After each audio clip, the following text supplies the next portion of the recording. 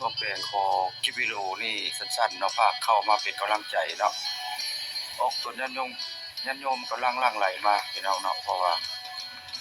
เป็นสะพานบุญที่ว่าช่วย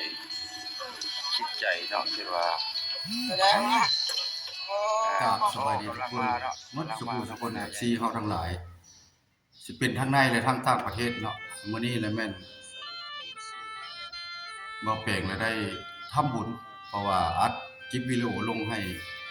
พี่น้องเฮาเห็นหรือว่า FC เฮาเห็นเนาะผู้ติดตามเก่าติดตามใหม่นะมื้อนี้เลยมันพระอยู่จมทองเนาะเพิ่นมาบิณฑบาตอยู่บ้านละงัวเฮาแล้วก็มีอยู่ประมาณ30ปลายโหเมื่อวานนี้อยู่เมืองตะแขกว่านี่ตาก็จะตูบเนาะบ่ได้ออกกอง2มื้อ3มื้อน่ะไม่กินไม่ฮ้อนกินพี่น้องอันนี้ก็คือบ้านละงัวเฮาบ้านละงัวแปะบ้านค่ำแล้วก็บ้านเชียงแหลก็เชียงแหลวัดค่ำช้างนะพี่น้องเนาะเพราะว่ามื้อนี้เพิ่นมาบิณฑบาตเนาะเพิ่นก็แจ้งเนาะเพิ่นสิเริ่มจะโครงการให้เฮียนบ้านละงัวเฮาเพิ่นเริ่มตั้งไปฮอดบ้านตาดเนาะหลังจากหนทางแล้วเพิ่นก็มีการโบกรถมีรถเมล์2คันรถเมล์2คันแล้วเพิ่นเอาครูบาเข้ามาครูบาไปไว้จั่วเนาะแล้วก็มีการบวชจั่วเตรียมสิเข้าพรรษาแล้วก็มาบิณฑบาตปีนึงเทื่อนึงพี่น้องเนาะออกคนญาติโยมก็พากันหลั่งไหลมาใส่บาตรทำบุญปีนึงเทื่อนึงอยู่บ้านละงัวเฮาเนาะอันนี้ได้อัปคลิปวิดีโอลงให้ท่านผู้ชมเบิ่งอันนี้ก็คือปลายบ้านละงัวแนวหลังหน้าของศาลเนาะสิมีเนี่ยพ่อหลายเติบเนาะไอ้จั่วน้อยก็หลายพอวัดจำทองก็เป็นวัดนึงเนาะที่ว่าเพิ่น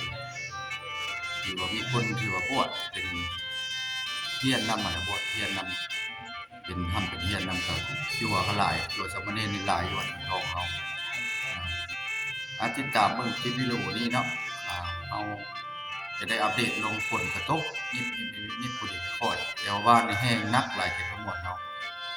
บางจุดก็น้ำท่วมหลาย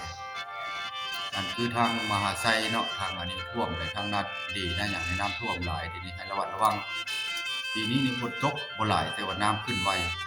เพิ่นจะแจ้งข่าวเนาะเพิ่นจะปล่อยน้ำเขื่อนหรือว่ายันเขื่อนนั้นแตกหรือว่าระเบิดในใดก็ยากแต่ว่าให้กะเตรียมไว้เนาะในประชาชนเฮาอันนี้ได้อัปเดตที่วันละงัวเฮาทางช่องบ่แปลงเนาะอันนี้คือโครงการครูบานี่ก็เริ่มใส่บิณฑบาตมาเนาะมีบางคนก็แล้วแต่ปัจจัยแต่ว่าใส่10,000 20,000ก็แล้วแต่เพิ่นมาเนาะหลายคนเติบเนาะพี่น้องเนาะเอาไปชมคลิปนำกันเนาะให้เบิ่งคลิปเต็มๆเลย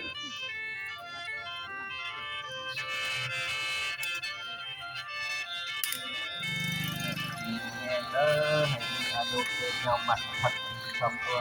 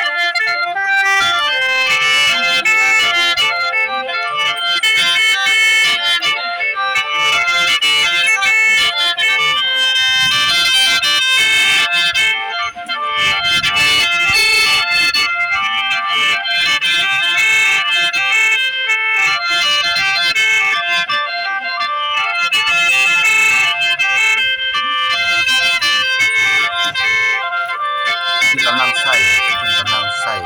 มีผู้ปัจจัยผู้ละ10ละ20ผู้ละ5ละ10ตามน้ำใจใส่ศรัทธาพี่น้องเนาะเพราะว่าปีนึงเทื่อนึงเพิ่นจะได้มาอัปตักบาตรเนาะขอโทษขออภัยเนาะก็ต่อยอดก็คือครูบายอดจำทองประมาณ30รูปหรือว่า30องค์เนาะ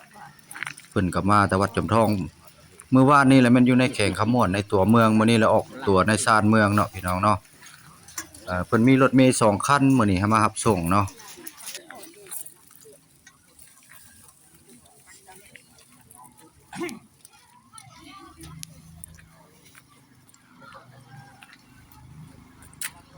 นี่ก็ครูบามาบิณฑบาตอยู่บ้านเหล่างัวเฮาเมืองท่าแขกแขวงขมวนพี่น้องเนาะปีหนึ่งเทื่อหนึ่งเนาะได้อัปเดตลงให้พี่ให้น้องได้เห็นตอนนี้เพิ่นกำลังใส่บาตรอยู่เนาะใส่บาตรสิมีไอ้จั่วหลายองค์แล้วก็ครูบาก็หลายอยู่เนาะ30ปลายเลยเนาะสำหรับคลิปวิดีโอนี้ก็สิได้หยุดพักไว้เพียงส่ำนี้ อันนี้คือบ้านเหล่างัวบ้านเหล่างัวก็เป็นบ้านหนึ่งเนาะที่ว่าบ้านที่กำลังที่พัฒนาหนทางกับปู่ยมปู่ย่างเนาะกำลังแล้วไม่มันมา2026นี้เนาะทางอย่างได้รับปีนี้ก็ถือว่าดีแต่ก่อนก็อยากได้มาหึงแล้วเนาะทางอย่างในคลิปนี้วิดีโอนี้ก็ผิดพลาดประการใดก็ขอโทษขออภัยภาพก็อยากสั้นจักเล็กจักน้อยเนาะกล้องบ่มีการสั้น FC เฮาหรือว่าทุกคน